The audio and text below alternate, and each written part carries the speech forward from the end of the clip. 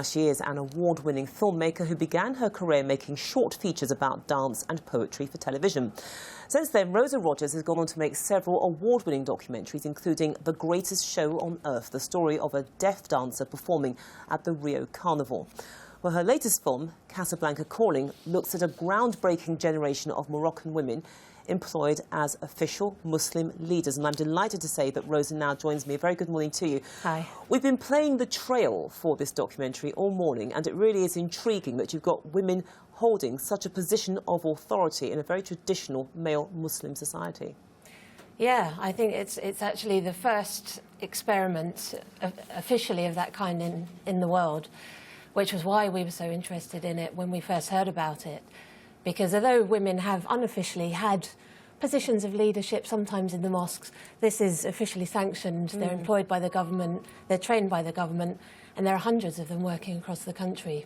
And it's interesting as well because obviously this is happening at a time where we've seen Islamic extremism rising, and a fear that where there may be faltering signs of it in some countries, force is used, but another way perhaps of confronting it to actually bring in women to talk rationally to people, to have those discussions in the open without fear of the authorities moving in.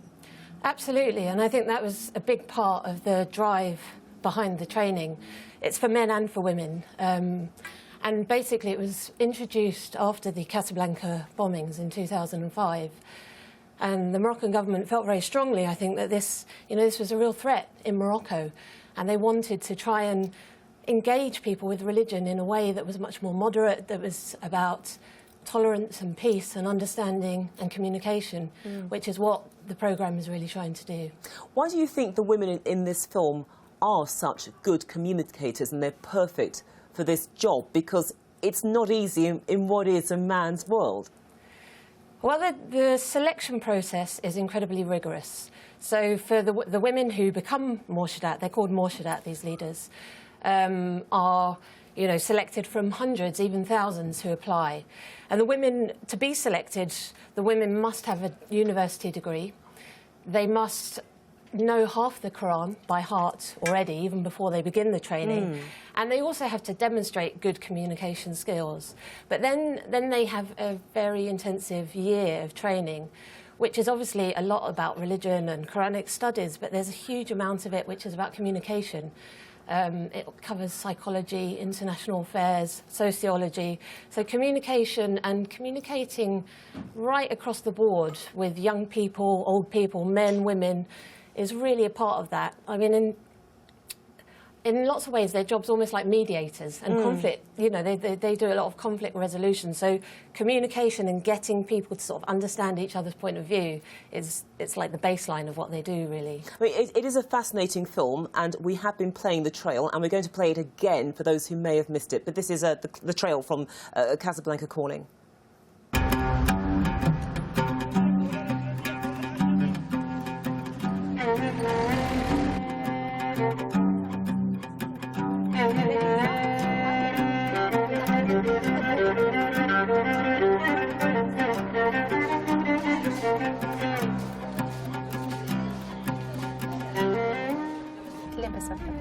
واحد بنتي دابا ديما هي مسكينه مقلقه دابا ما عرفنا اشنو عندها ما عرفت شنو عندي العكس لا في جواز ولا في هي انا قلت عندها 14 عام الحاجه ايوا راه مرات 14 ما متزوجش لا باقا صغيره شحال من وحده زاد عليها وبقات محمله في ظهرها بنات ديال 12 عام 12 عام مطلقه وبوليدها محملاه وقدهم هنا باقي كيلعبوا شريطه.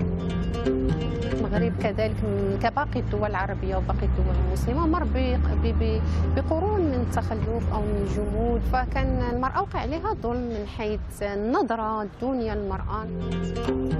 لا الرجال بصفه عامه مكيخدموا. الراجل المخير كيدق مرته صباح وعشيه ويقول لها شتي كاينه المراه كتخدم ما تجي للدار تجبر راجلها حتى التلفازه كلشي يديها لها حتى من التلفازه حتى من الزرع كرات لها الخيمه كي المراه اخرى تعيش كل ديما لا راه صافي عندها مشكل مهما شافتها ما عندهاش الحل. الله يجازيكم بخير. هي تعيط لي نهضروا انا وياها. التلميذه كانت عندنا هنايا اخر مره جيتي عندي ايه باش قلت لك هاد البنيته خصك تجلس معاها ايه وتكلمتي معاها جلسنا شويه ما حنا ما بدينا انسحبت. لا حول ولا قوه الا بالله.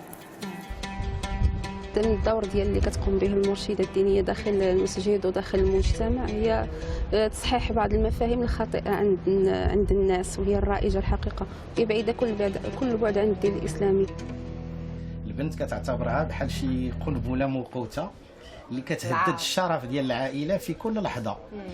اذا هذه القنبله الموقوته كيخصنا نتخلصوا منها في اقرب وقت. انا غير ما تكونش من منطلق الدين، فهمتي؟ هذا هو الاساس عندي انا. الاسلام عاطي واحد المكانه، واحد الدور اساسي للمراه سواء داخل البيت وسواء في المجتمع.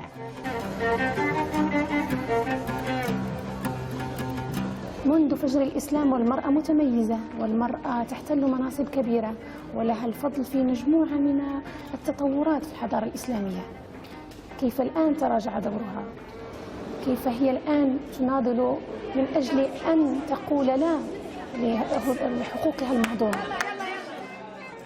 يأتيها الطلاب من مختلف بلدان العالم ليتلقوا علوما، يعني المعرفة والعلم في علوم كبيرة كعلم الفلك وعلم الرياضيات والعلوم الشرعية، واللي نفتخروا به احنا كائنات أن امرأة هي اللي بنات.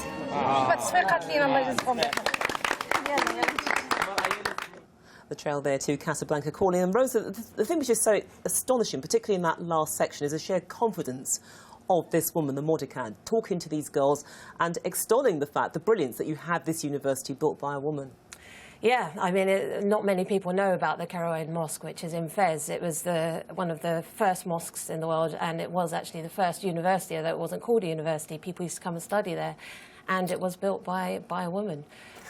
So, you know, Morocco actually has this incredible history of women taking these, you know, extraordinary roles in leadership. And a lot of what these women do, actually, is about teaching people and telling people about these women in Islamic history and kind of finding strong female role models and finding examples of women's rights and women's leadership in the religion itself. Which is important because the Western perception of Islam is that women are actually kept down, that they walk behind their men, they're not allowed to have any thoughts of their own, they are covered up, and that it is on the instigation of men, maybe because men feel insecure, whatever, but women don't appear to have a celebratory role or a role that's recognised apart from being that of a mother, a childbearer, the one who holds the house together. Yeah, that's true, and I think that's certainly the perception, and that was one of the reasons we were so interested in making this film. But it's also the reality for a lot of women in some Muslim countries. I mean, I would say actually maybe more broad, you know, maybe more broadly than that. But so there's this kind of difference really between the reality of how a lot of women are living and what Islam says about how women should be living, and that's very much what these women are trying to do, is kind of bring what they believe to be the true teachings of Islam into society and slowly begin to change people's minds. But just from that trail, you got a sense of what they're up against, because again, it's very disturbing, particularly to a Western audience, that girls are getting married off at 12, that a 14-year-old, 14, is really worried because she's convinced that she isn't going to find herself a husband.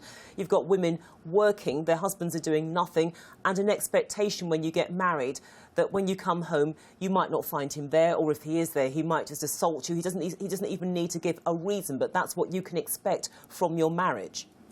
Yeah, and, you know, I have to say as well, obviously this isn't true across the board in Morocco. There are all kinds of other examples as well, but I think certainly for a large part of the population, the female population, their expectations of what they can expect from marriage, what they can expect from life, actually, is not very high.